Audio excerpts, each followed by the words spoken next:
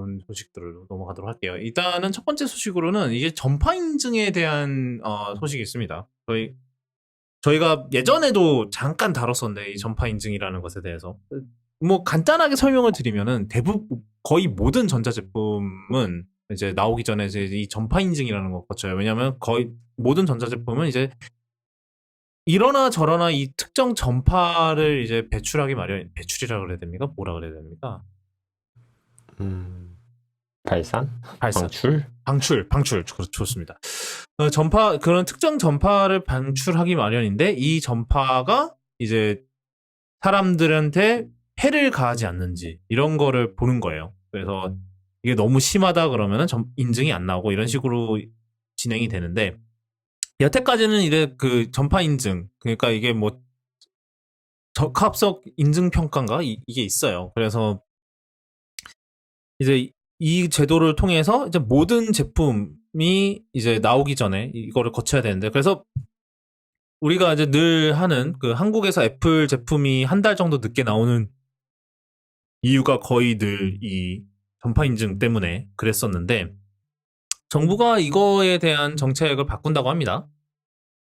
원래는 이제 사전 규제를 했는데, 당연히 전파 인증을 통해서 이제는 이제 자유 규제인 자기 적합 선언 제도를 도입을 한대요. 그래서 사전 절차는 최소한의 행정사항인 신고로 대체하고, 정부는 전파 안전 우려가 있는 기자재에 대한 사후 관리에 집중을 한다. 그러니까 나중에 일이 터지면 그때 이제 정부가 이제 조사를 해서 하는 방식으로 하겠다라는 건데, 그래서 이제 뭐 이제 과학기술정보통신부에 따르면은 정부는 커피 전문점의 진동벨로부터 로봇 청소기, 스마트워치나 블루투스 이어폰에 이르기까지 국민의 일상생활 곳곳에서 스며에 들어있는 방송통신 기자재를 안심하고 이용할 수 있도록 엄격한 사전 규제 중심의 적합성 평가 제도를 운영 중인데, 뭐 그러나 4차 산업혁명 시대의 토래로 신종 코로나 바이러스 감염증에 따른 비대면 경제 확산 등 우리 사회 전반의 디지털 전환이 가속화되는 기사에서 또 오타 났어요. 가속화되는 상황에서 사전 규제 중심의 기존 적합성 평가는 쏟아져 나오는 혁신적인 융복함 제품 출시의 규제 부담으로 작용하고 있다는 지적이 나온다.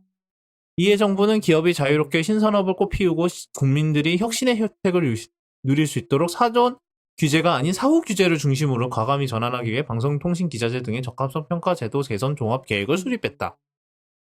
뭐 하여튼 그래서 등등등 해서 뭐 기업이 스스로의 책임하에 자유롭게 제품을 출시할 수 있도록 자유 규제인 자기 적합 선언 제도를 신규 도입하기로 했고, 이를 통해 사전 절차는 최소한의 행정사항 신고로 대체하고 정부는 전파 안전에 우려가 있는 기자재에 대한 사후 관리에 집중을 하기로 했다.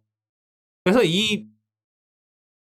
이거를 이제 일단은 그 처음부터 막 스마트폰이나 이런 애들에 적용하겠다는 거는 아니고, 일단 처음에는 굉장히 간단한 것부터 한대요. 그래서 뭐 자기 적합 선언 제도는 인체에 영향이 없거나 위해도가 굉장히 낮은 제품부터 적용해 단계적으로 확대해 나갈 계획이라며, 예를 들면 USB나 5V 미만 배터리로부터 전원을 공급받는 기기가 우선 적용 대상이 될 것.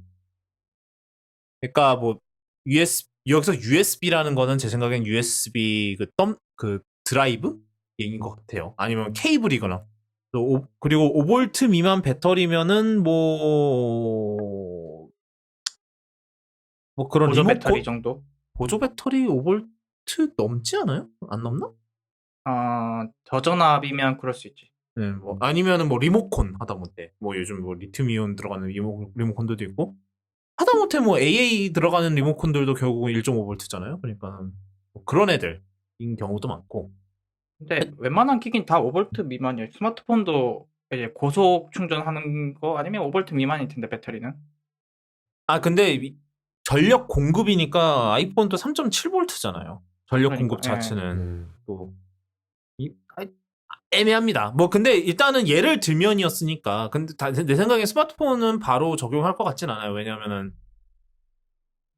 그거는 이제 사실 그런 배터리나 이런 게 문제가 아니라 사실 복잡한 통신 그런 게 들어가는 게 문제니까, 얘네들은 좀 나중에 도입을 하는 방식으로 할 것 같고요.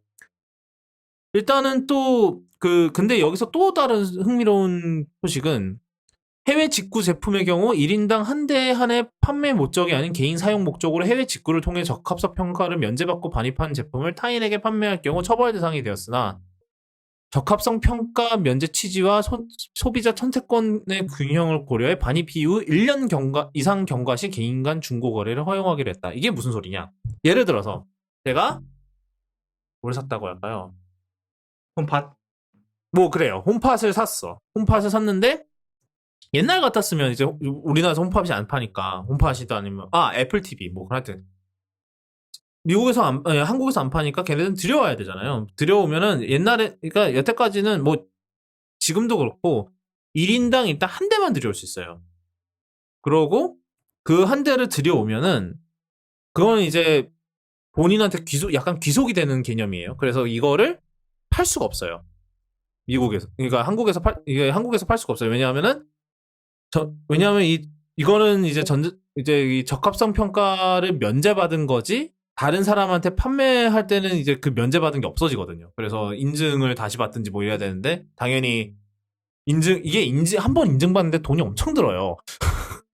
팔겠다고 인증 다시 받는 것도 웃긴 거긴 하기 때문에 뭐 하여튼 원래는 그랬는데 이제는 내가 이 홈팟을 1년 이상 가지고 있었어.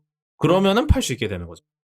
그래서 이거는 좀 흥미로운 소식이라 봐요. 왜냐면 제가 이제 애플워치 시리즈 4 옛날에 이제 미국에서 샀던 거가 있는데 얘는 이제 미국 전용 LTE 모델이라서 한국에서 이제 적합성 평가를 안 받았어요. 전파 인증을 안 받아서 못 팔아요.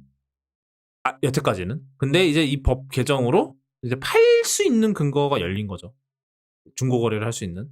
사실 이 적합성 평가가 아까도 제가 얘기했지만 이게 돈이 엄청나게 들어간다고 해요. 한 번 할 때 뭐 몇백만 원이고 하여튼 되게 비싸다고 해요. 그래서 개인이 하는 건 정말 힘들고 옛날에는 이것도 사실 그 해외 직구 같은 경우도 원래는 엄밀히 말하면 안 됐었거든요. 그러니까 옛날에는 직접 개인이 이제 전파 인증을 받고 들여와야 했었어요. 그 모 장관이 아이패드로 브리핑하기 전엔 그랬죠. 그거 까먹었었다. 그랬죠. 아직 우리나라에 안 나온 아이패드로 그 유익점이라고. 문화관광부 장관이었나 그 당시? 예, 유인촌 문화관광부 장관이 당시 불법이었는데 아이패드로 브리핑을 해가지고 모두의 공분을 산 이후에 열렸습니다. 참 그러네. 문익점 맞네. 그러면 재밌어. 그러네. 그 관점에서 보면 맞네. 하여튼 그래서 그것도 법이 중간에 개정이 된 거예요. 이게 사실은 이제 그렇게 이제 아이폰하고 이런 이제 외산 스마트폰에 그게 본격적으로 뚫리기 시작하면서 요즘 벌어진 현상이라고 보거든요, 저는. 그런데 이게 또 다른 이제 큰 변화를 맞이하게 될 것 같아요. 아까 이거는 이제 루머 기사긴 한데 애플이 또 우리나라를 티어 1으로 해서 티어 1 국가로 지정을 해서 최대한 동시 출시를 목표로 하고 어쩌고 저쩌고 이랬거든요. 그랬는데 하여튼 근데 앞으로 이제 애플 입장에서도 이런 게 좀 수월해지긴 하겠죠. 예를 들면 이제 새 아이폰이 나왔는데 예전 같았으면 이제 아이폰을 발표하자마자 이제 그 전파 인증을 받기 시작하기 때문에 이게 시일이 오래 걸려서 한 달 뒤에 나오고 그랬었는데 이제는 그거를 나중에는 이거를 스킵할 수 있게 되면은 바로 판매를 준비할